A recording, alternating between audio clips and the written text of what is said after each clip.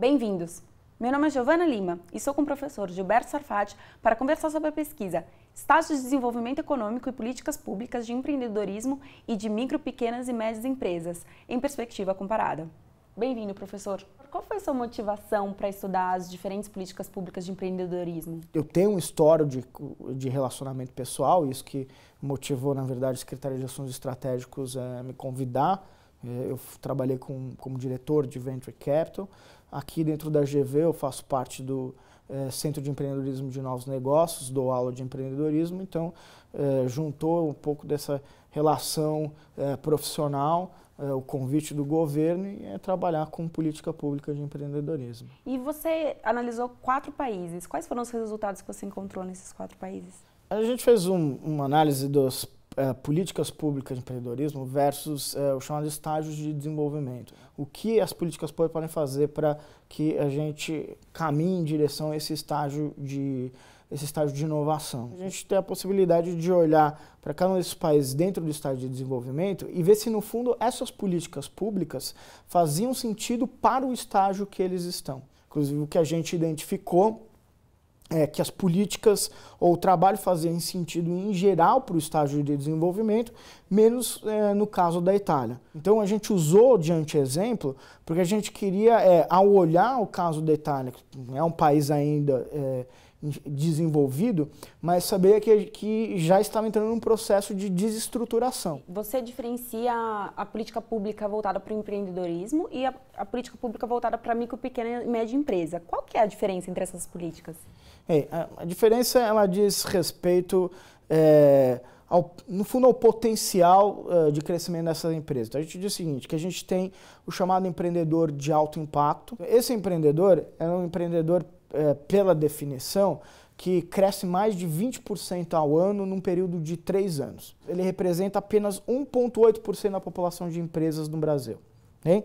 Só que no período de 2005 a 2008, essas empresas foram responsáveis por mais de 50% dos novos postos de trabalho no Brasil. Esse empreendedor alto impacto é aquele que move, no fundo, a economia como um todo para um novo estágio de desenvolvimento. Já as empresas, que é a política de micro e pequena empresa, elas tendem a continuar desse tamanho. Mas a natureza do negócio dele é uma natureza que não permite que ele passe, por exemplo, de ter 4, 5 empregados e ele passe a ter 10 mil empregados ou 1.000 empregados. Por isso, quando a gente fala de políticas de pequena e média empresas, elas são importantes por uma razão social.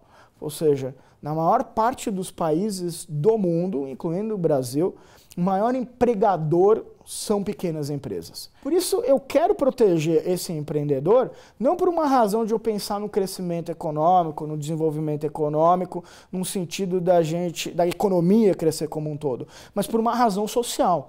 Já a política de empreendedorismo, que diz respeito ao fomento de empreendedores de alto impacto, ela diz respeito ao desenvolvimento econômico. Um outro aspecto muito importante de política de empreendedorismo é chamado cultura empreendedora. A cultura empreendedora envolve diversos aspectos, um aspecto fundamental é a aceitação do empreendedor. Isso é a imagem média, no fundo, do empreendedor, como alguém que está explorando, expropriando, essa é uma imagem negativa. Então, uma cultura de empreendedorismo é eu imaginar o contrário, que o empreendedor passa a ser o herói. Como que o governo poderia ajudar a mudar essa cultura empreendedora no Brasil? Educação empreendedora. Educação empreendedora que vai desde o nível fundamental. Okay? Então, tem vários países, inclusive a Irlanda, a Espanha, por exemplo, que tem matérias de empreendedorismo desde o ensino fundamental. Uma crença ideológica de que o crescimento, o desenvolvimento econômico de qualquer país passa pelo empreendedorismo. O que pode acontecer com um país que não investe nesse tipo de empreendedorismo como a Itália? Enquanto a economia italiana estava crescendo acelerado pós a Segunda Guerra Mundial, certos aspectos regulatórios sobreviviam. Quando você entra numa situação de crise, essa falta de mobilidade é destruidora. E para quem ela destrói? Para os jovens. Então, as pessoas que estão na faixa etária de 20 e poucos anos na Itália não têm emprego. E como que a gente faz para seguir um modelo mais parecido com o israelense ou canadense e fugir do modelo italiano? Então, um sinal, por exemplo, foi o próprio fato da Secretaria de Assuntos Estratégicos pensar em fomentar isso, é um sinal positivo. O próximo sinal positivo é um movimento que está acontecendo nesse exato instante. Ou seja, dentro do Ministério do Desenvolvimento da Indústria e Comércio existe uma divisão de pequenas e médias empresas. Essa divisão de pequenas e médias empresas está passando por um processo, por sinal, extremamente democrático para fazer a primeira política nacional de empreendedorismo. Então, do que depende? De vontade política.